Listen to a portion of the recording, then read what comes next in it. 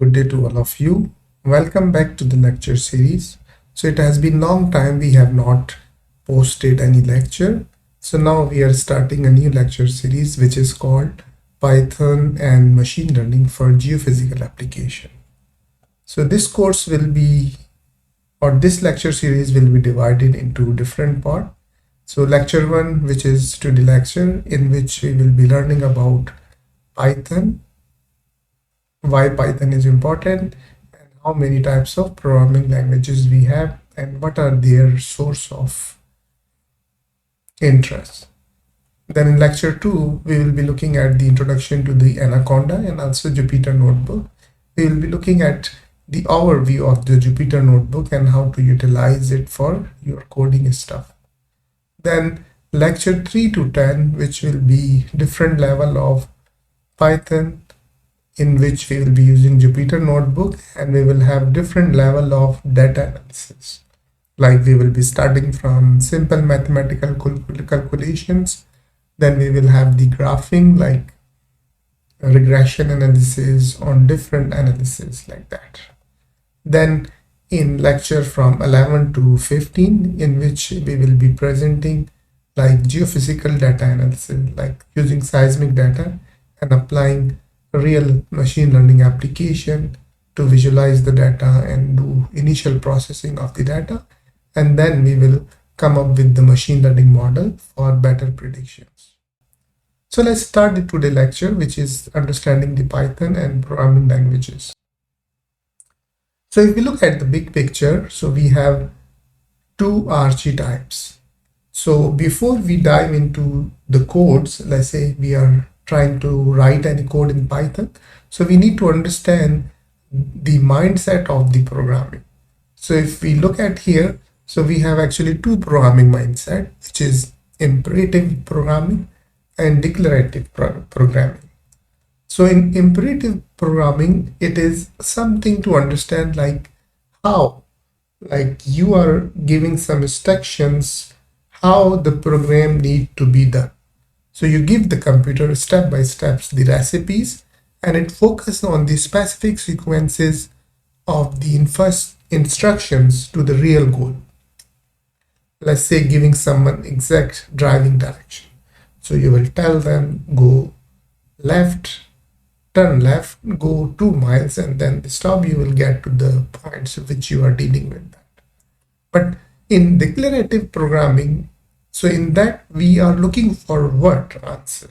Like it's not, it is following how it has to drive, but the declarative programming is what you describe the desired result. Let's say you will say, okay, get to that point. Now the computer will figure out that how to get there. So let's say giving someone an address and saying get me there.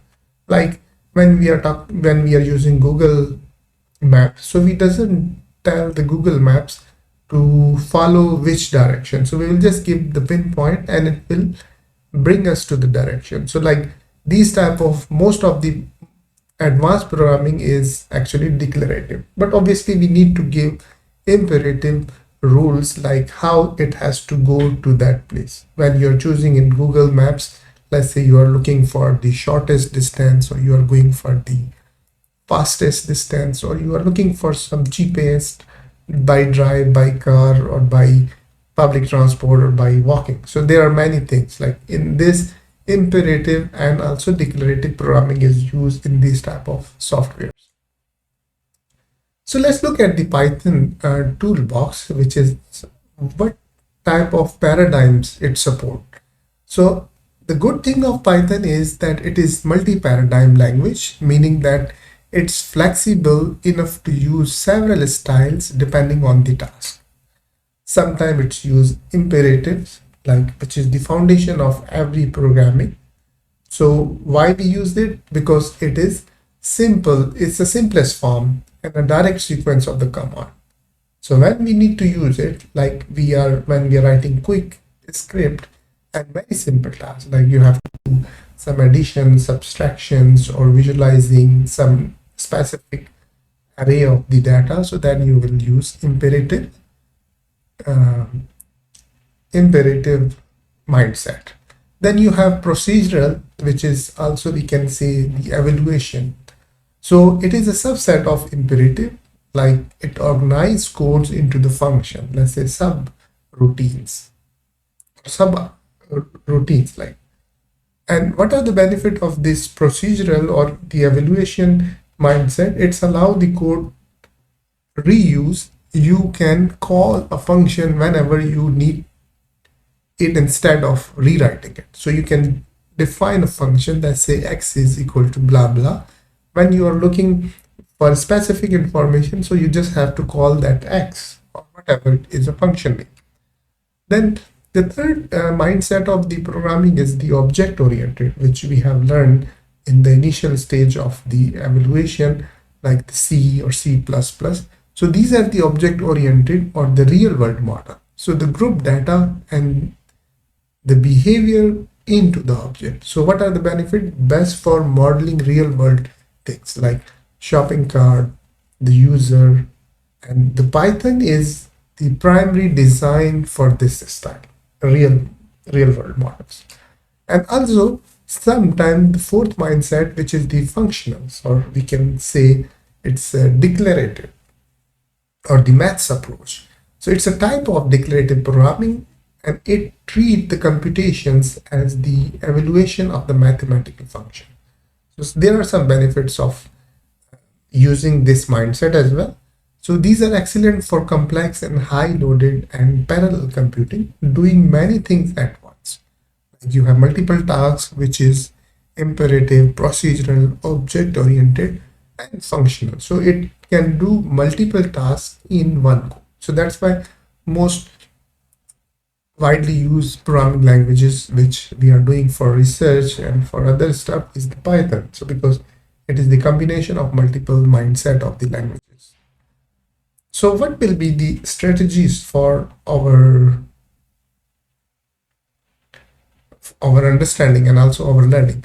So the objective of these lecture series will be to explain you that why you don't have to pick just one.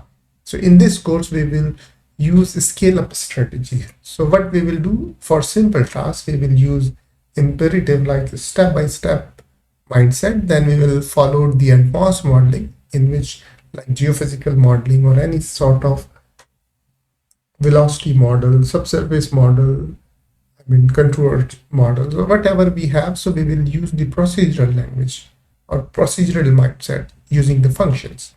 Then for data and visualization, we will use the object-oriented libraries. Like we have pandas for data tables and matplot for the charts. So to do heavy lifting for us. So we don't have to write or define every libraries or any function. Like there are functions, then we have the libraries. So the libraries are the big term, and in libraries we have multiple functions. So if we are looking for any mathematical stuff, so we can use some other libraries. So there are some Python packages for geoscience or geoscientific, or we can say scientific application. So there are multiple modules which we are going to learn, and also we are trying to use when we are diving into the coding. So the first thing is NumPy, which stands for numerical Python. So that is the foundation, because the role of this library is the numerical Pythons, because whenever we are loading any data, which is in digital format or in digital or image format, so in the back end there is some numerical information of like in a pixel, in a frequency, in a waveform, or in a amplitude. So there are some numerical data behind any sort of data which we will be using. So that's why NumPy is the key role, play the key roles in seismic or any type of data analysis. So the benefit is like we have n-dimensional arrays, and what it do? It's perform the fast mathematical operation in large group of numbers like linear algebra, Fourier transforms, and statistics. So it is much faster than the standard Python lists.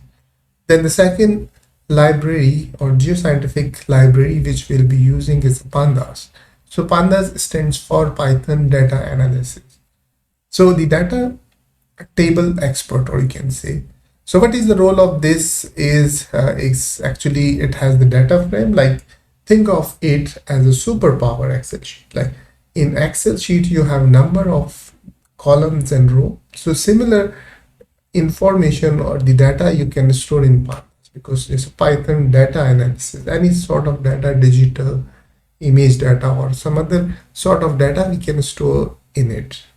And what further we can do, it can clean the data, and you can have define multiple filters, and you can reshape the messy data. Like you would like to look at only the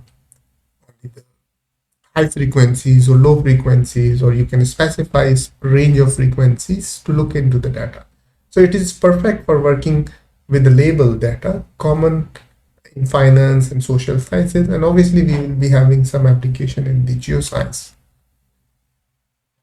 The further we will look at the SciPy, which is the scientific Python, which is for advanced engineering. So it actually built on top of NumPy because on the back end we are using numerical Python, and it's provide the high level mathematical algorithms, and it handles the complex tasks like optimization, integrations, and signal processing, and it makes Python as powerful as MATLAB or any other languages such as R. Further, we will be diving into matplotlib, which is the matplot or MATLAB plus plotting and the library. So it is stands for. So actually it is used for visualization, or we can say it is a visualizer. So the key feature is the static, animated, or interactive plots. You can come up with any plots because when you're loading your data, so you have to look at the trends, linear regressions, regression analysis. So these things will be done in matplot. Any sort of feature you would like to use for publication or for presenting to the reports, so it will be very good for use of this specific task. Then we will have the SymPy, which is symbolic Python, which is again we have the mathematicians. So in this specific Python library, it actually handles the variables and the symbols like x and y rather than just numbers. So you will assign any specific numbers to specific variable or symbol, then you can use it, rather you will be calling the numerical numbers.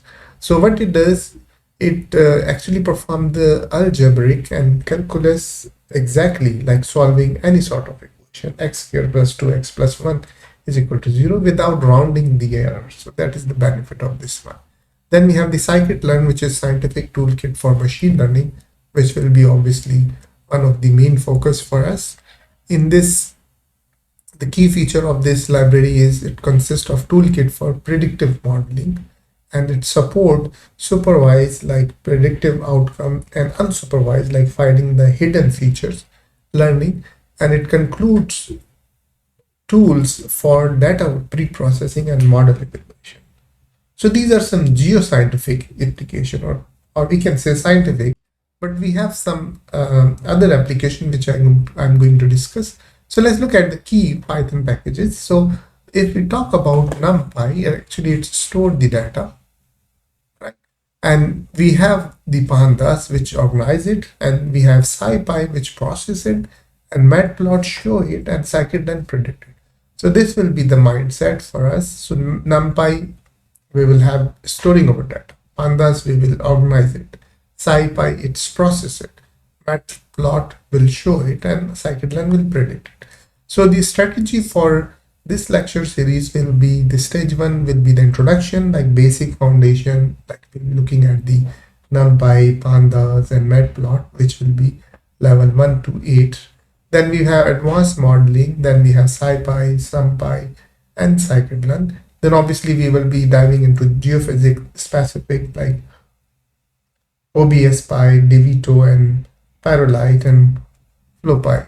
So these are some applications we are going to do in the future.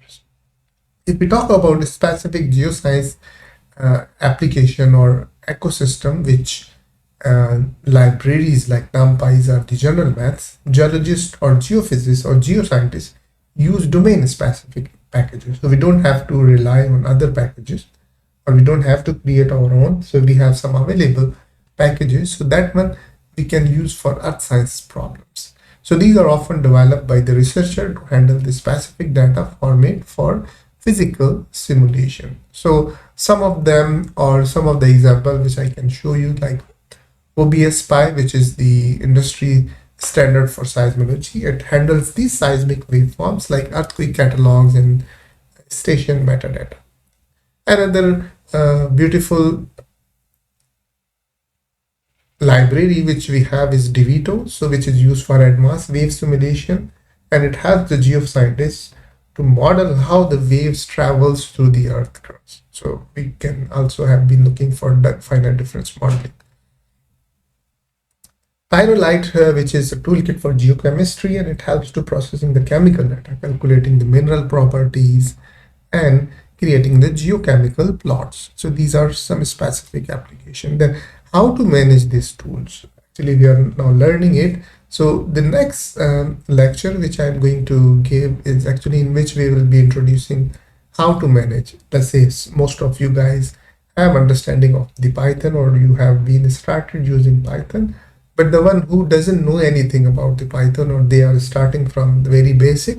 So we will introduce like the Anaconda, which is the package, Conda package management system, which you can download, and it handles all the dependency, like any type of library which I'm mentioning here, like OBS, OBSPy, DeVito, or NumPy, Pandas, any application, you can directly have it in that. So we will try to guide you how to install, not install, but obviously it is very user friendly. You can install Anaconda, and I will just walk you through how you can have a look on the Python, and how you can install the libraries, and how we will use them. And most of the things we will be doing in the next lecture using the Python script. But that's all. Thank you so much and have a good day. Hope to see you in the next lecture.